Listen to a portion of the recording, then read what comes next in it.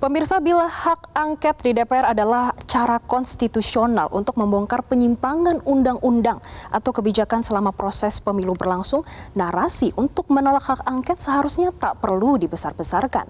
Apalagi pengajuan hak angket di DPR justru bisa menjawab kecurigaan semua pihak terkait tuduhan kecurangan di pemilu 2024.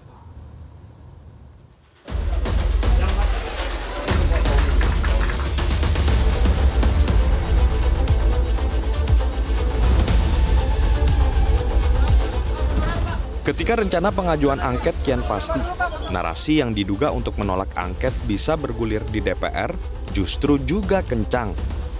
Salah satunya datang dari pakar hukum tata negara yang juga wakil Ketua Dewan Pengarah TKN Prabowo Gibran, Yusril Ihza Mahendra.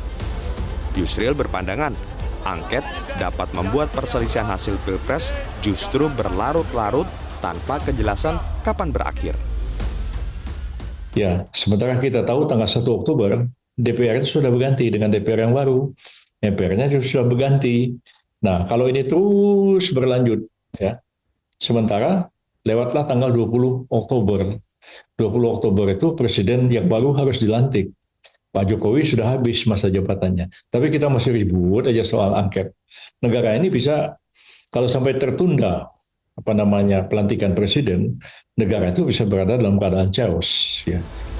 Pada prinsipnya, calon wakil presiden Mahfud MD sepaham dengan apa yang disampaikan Yusril. Namun bila angket diajukan untuk memeriksa kebijakan pemerintah yang menyangkut tentang pelaksanaan pemilu, seperti anggaran dan wewenang, tentu tak boleh dihalangi. Tapi hak angket itu berarti nggak ada pengaruhnya dengan pengesahan KPU terkait? Nggak ada. Hak angket itu menyangkut kenapa anggaran ini digunakan ini, kenapa anggaran ini, seumpama itu betul pelanggaran tidak ada nanti dengan KPU-nya, karena KPU-nya itu secara hukum harus selesai kira-kira 5 April. Ujungnya juga bisa berujung pada pemakzulan itu bagaimana?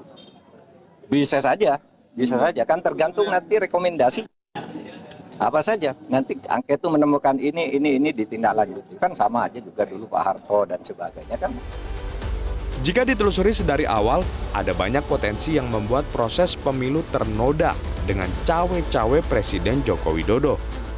Pemberian bansos oleh Presiden secara rutin misalnya, atau makan bersama ala Presiden dengan calon tertentu. Belum lagi fakta-fakta lain mengenai mobilisasi dan intimidasi kepala desa. Maka disitulah fungsi hak angket hadir. Mengutip apa yang disampaikan Wakil Presiden ke-10 dan ke-12 RI Yusuf Kala, kalau tidak curang atau bersih, seharusnya tidak perlu khawatir. Tim Liputan, Metro TV. Sekjen PDI Perjuangan Hasto Kristianto optimistis akan keberlanjutan hak angket. Pasalnya, perjuangan hak angket bakal terus dilakukan melalui tim khusus yang telah dibentuk oleh kubu pemenangan pasangan Capres-Cawapres nomor urut 3, Ganjar Mahfud MD. Hasto juga menyoroti berbagai dugaan kejahatan kecurangan pemilu 2024 secara terstruktur, sistematis, dan masif yang dilakukan berbagai pihak untuk memenangkan Capres-Cawapres tertentu. Baginya ini menjadi bukti nyata yang akan dikelola oleh tim khusus untuk menggulirkan hak angket ke DPR nanti.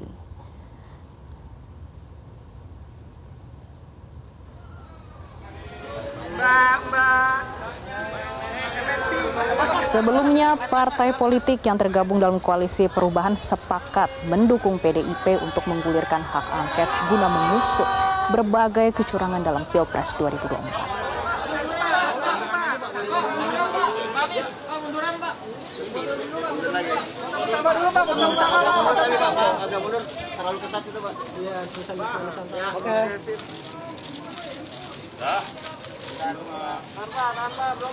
Kemungkinan penggunaan aspek strategi hukum, strategi politik, termasuk masukan dari para pakar telematika, ini tentu saja nantinya akan menjadi masukan yang sangat penting di dalam pengambilan keputusan dari yang akan diusulkan, direkomendasikan oleh tim khusus yang telah dibentuk oleh para ketua umum partai politik bersama dengan pasangan calon. Dan dilakukan berbagai komunikasi, misalnya salah satu leading sektor untuk tim khusus itu adalah tim hukum.